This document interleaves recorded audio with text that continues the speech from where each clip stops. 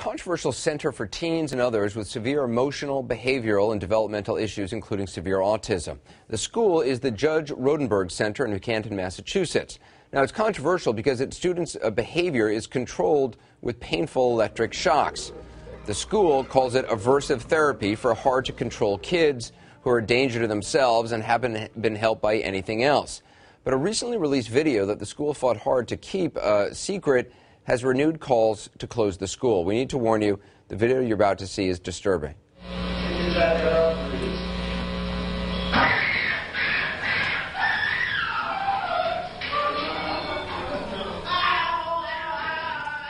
It's a young man named Andre McCollins, a former student who was shocked 31 times over 7 hours. Ultimately strapped down, continued to be shocked.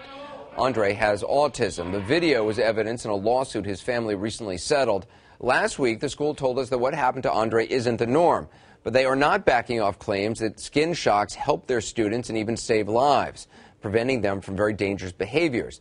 But some of their claims don't seem to hold up to the facts. For instance, on the website, the school says the device they use to shock students is FDA approved. It isn't. We checked with the FDA, and they told us they cleared the device, that's the word, cleared, in 1994 for use by Judge Rodenberg Center on the basis that it was basically the same as an aversive conditioning device that was already on the market. But in 2010, FDA inspectors discovered that the school was using a souped-up version, a stronger version of the device that delivered much more powerful shocks. Inspectors were concerned, among other things, about the risk of burns.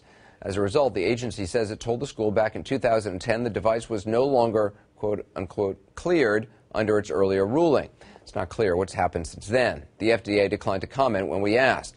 They did say in no uncertain terms the school should not be referring to its skin shock device as FDA approved. In a statement the school provided us last week, they also said, quote, behavior modification techniques involving the use of aversive interventions, including skin shock, are heavily regulated in Massachusetts by the Massachusetts DDS and the Massachusetts Department of Early Education and Care. What the website doesn't mention is that skin shocks have been banned in Massachusetts since last September. The Massachusetts Health and Human Services Department told us, quote, the administration filed regulations last year to ban the use of aversive therapies for any student who was not already receiving aversive therapies by order of the Probate and Family Court. As a result, no new behavioral plans with aversive therapies have been put into place since September. In other words, any student who enrolled at Judge Rodenberg Center after September 2011 cannot be shocked under the new state guidelines. Students who were enrolled before then can still be shocked. So, Kevin, describe what happens in the body when a shock like this is administered, particularly in the case of Andre, where it's 31 times in 7 hours. Sure. So, from the point of view of the experience of the person being shocked, obviously it's painful, and that sets off a cascade of biological events. Essentially an activation of what we call the stress response. So the type of response you feel if you narrowly escape a car accident, a fight or flight response. And so that unleashes a set of stress hormones that we know are very bad for the body. They cause all types of illnesses over time.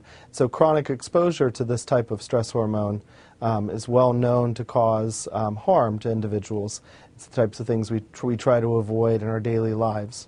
Nathan, you're a board-certified analyst for this center. You also have 20 students with severe disabilities who you care for, you oversee. Why is it okay to shock autistic students, others with severe developmental disabilities, when prisoners aren't shocked, murderers aren't shocked to control their behavior? Well, you have to remember that this is not retribution. We're not trying to get back at people for engaging in problem behaviors. What we're trying to do is reduce their problem behaviors to near zero levels so that they can learn additional skills and so that they can be free of psychotropic medications and free of mechanical and physical restraint. But with that logic, why not shock prisoners who are unruly, prisoners who are difficult? I mean, people would view that as inhumane. Well, you know, what we're looking to do here is, you know, when prisoners are often removed from society because they're dangerous to others and because that's the way the legal system works. But this is a different process here. What we're trying to do is to treat these individuals so that they no longer require skin shock in many cases, or that they can discontinue other procedures that are dangerous or that have side effects that are worse. But I've talked to parents whose kids are now grown adults and are still at the center. They've been there since the 80s and are still receiving shocks.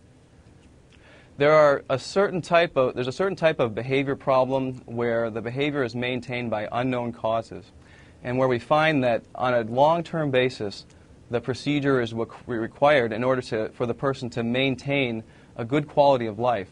Now, that's not that different than a lot of procedures that many of us use that are prosthetic in nature.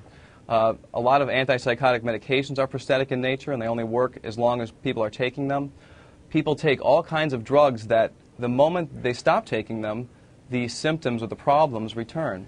Now, if we can give someone that exhibits extraordinarily dangerous behavior problems, such as hitting their heads until they blind themselves, or pulling out all their own teeth, or physical aggression that's so severe that they injure everyone who cares for them, if we can eliminate those behaviors, and that person can live has this been peer reviewed, though? Life.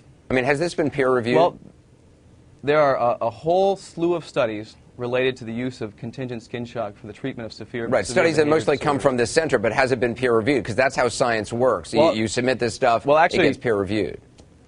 Well, actually, it's the case that most of the studies have not come from the Judge Rotenberg Center. Okay, has it been peer reviewed? Yes, they have been published in peer-reviewed journals, and they've been published by multiple authors.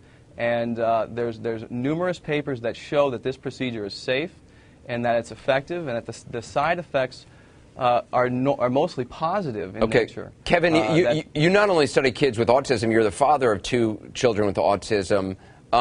If this has been peer reviewed, why is this the only center that does this?